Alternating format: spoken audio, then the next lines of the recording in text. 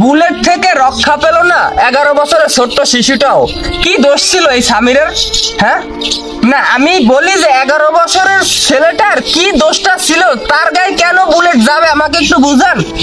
হ্যাঁ, আমি কাহিনীটা বলি। কাহিনীটা হচ্ছে মিরপুরের রাস্তায় এই যে কোটা আন্দোলনকারী শিক্ষার্থীদের সাথে পুলিশের সাথে সংঘর্ষ হচ্ছে। সামিরের আব্বু, সামিরের চাচায় বাসায় মিরপুরে 2 তলায় নিচে সংঘর্ষ হইতেছে।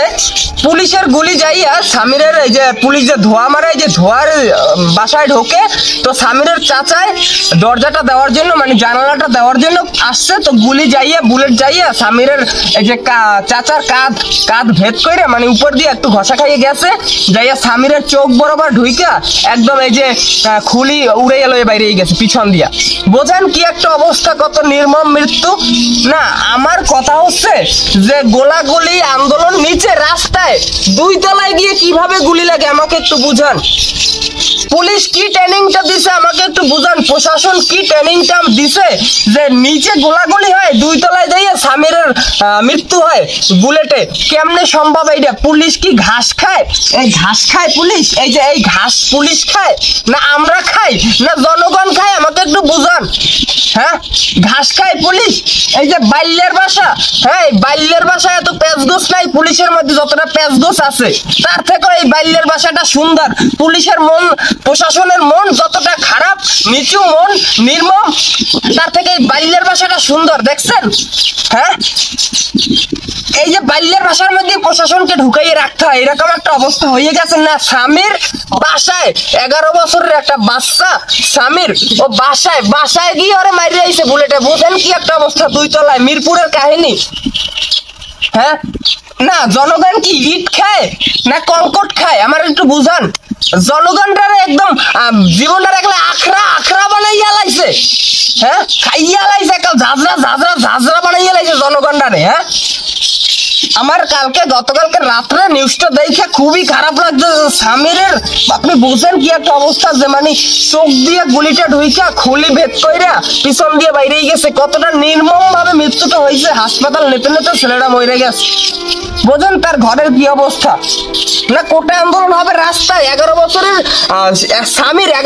সামির সে কেন মরবে এই কোটা আন্দোলনের জন্য আমাকে বুঝান। ঘরে বইসা থাইকেও ওর দোষটা কোথায়? ওর অপরাধটা কি? বাংলাদেশে জন্মগ্রহণ করাটাই কি সামিরের অপরাধ?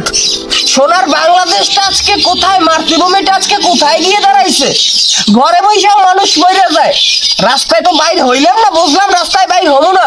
রাস্তায় আন্দোলন চলে, পুলিশের সাথে প্রশাসনের সাথে আন্দোলন চলে, ঝামেলা আছে, কারফিউজারি চলে, বুঝলাম রাস্তায় বাইরে আমরা। কিন্তু ঘরে তাই কেউ কি শান্তি নেই? ঘরে বইয়ে কে মরমু?